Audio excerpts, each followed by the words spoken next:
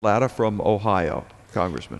Well, thank you very much, Mr. Speaker. Congressman, thank you very much for hosting this extremely important special order tonight on cap and tax. And it's an issue that I think every American better learn about quickly. I did a teletown hall last night, and we discussed it quite a bit because in my area, we're hurting. Just kind of give you a little bit of background on my area. According to the National Manufacturers Association, I represent the largest manufacturing district in the state of Ohio. Last summer, I represented the 9th largest in Congress, but because of what's happened with the economy and jobs, I'm now represent the 13th largest manufacturing district in Congress. And, you know, one of the things that we hear about, as you're talking about, is what we're going to be doing about cap and tax in this country, and it's something that I think the American people need to know if it's something we need to have. And in my opinion, it'll be something that will destroy jobs across this country. You know, the Chinese were asked not too long ago, and it was reported in one of our Washington papers, what about cap and trade? What were they going to do about it? And they said, well, you don't understand the situation. We only produce it. You, the United States, consumes it. If you hadn't consumed it, we wouldn't have produced it, so therefore you pay the tax. And I think that's a real quick answer to where they're going to be coming from on this. And if the United States wants to go it alone on this and say that we're going to put these standards down on the American people, on American manufacturing, we're in trouble. Because all we have to do is cast our eyes across that pond and see what they did in Europe. And they have what they call leakage. That leakage occurred once they started putting in their cap and trade policies. The next thing you knew was these companies started filtering out, leaking out, and then they started coming into the United States. And if we do this, we're going to have companies say we can't afford it. We'll just move over, because most of these are all multinationals. They'll move over into the Pacific Rim, and we'll have more job losses.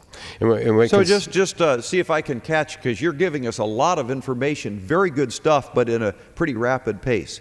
So what you're saying is that this big tax that's being proposed is going to have an impact. And you started by saying that you come from a district in the state of Ohio, and that was a very big manufacturing district, and so this is of particular interest to you.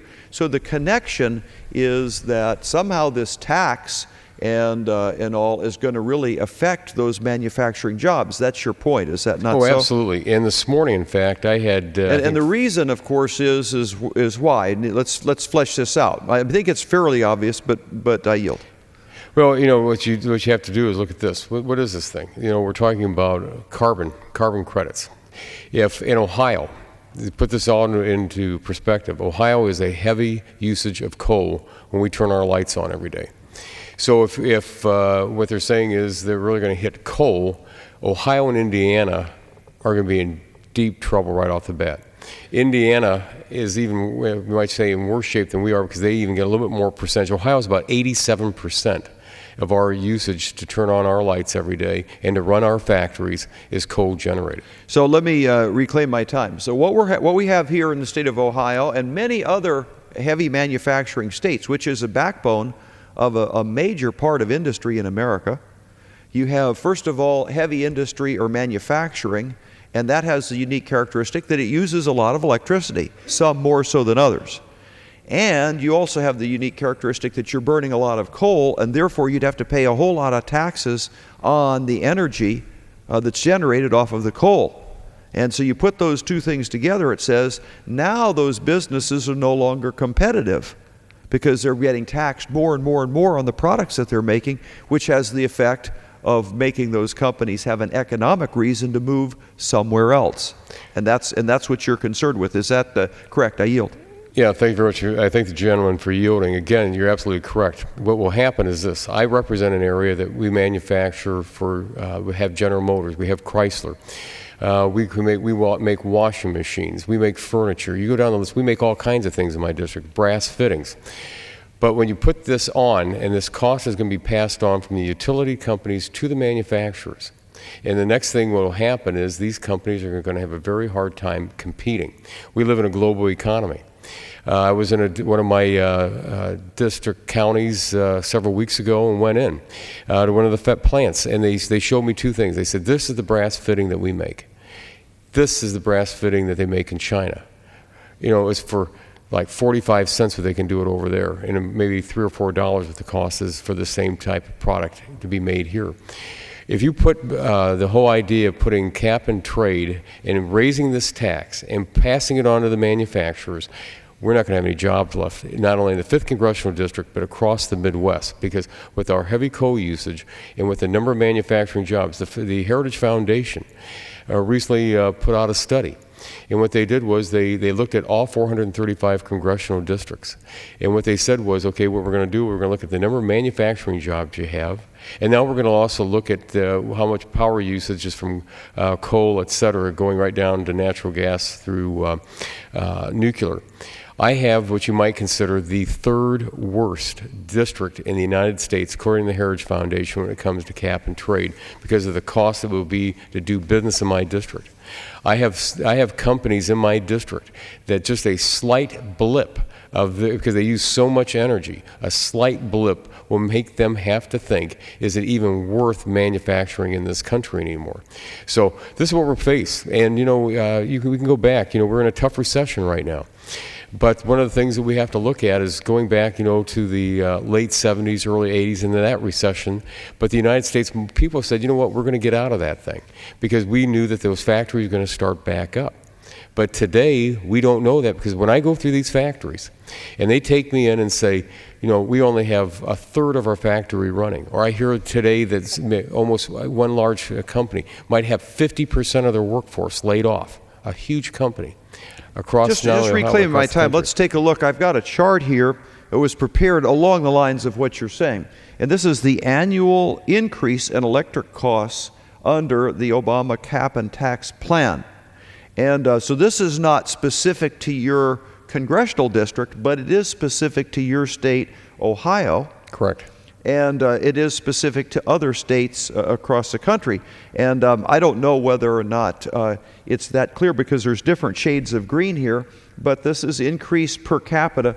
These are the states that are the darkest green, that it's an increase of over $1,500. That is a whale of a lot of money for somebody to be picking up in an increase in electric costs. And where is that coming out? Well, it's coming in these states here, and also, as you mentioned, Indiana next door to you, and over this way. You could see some of the states, and then you've got the ones that are over $1,000 per capita.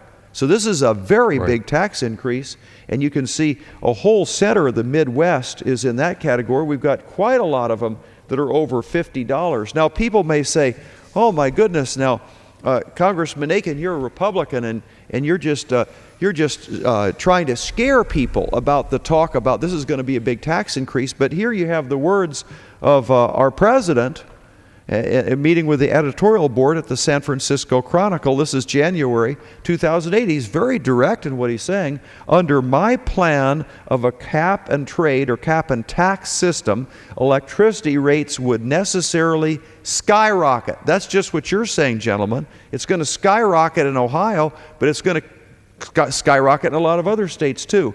That will cost money. They will pass that money on to consumers. Now, a guy from MIT took a look at what they thought that would be per household or per capita, per household, and they were looking at $3,000. There's a lot of speculation as how much it would be, but $3,000 for every household in America, that is really an incredible number. And especially when the president has said, I'm not going to raise taxes on people over $250,000, and now we're talking about you flip a light switch and you're already getting taxed at an increasing rate. And what that does, of course, is makes us uncompetitive. Now, there's two ways to deal with jobs that are fleeing overseas.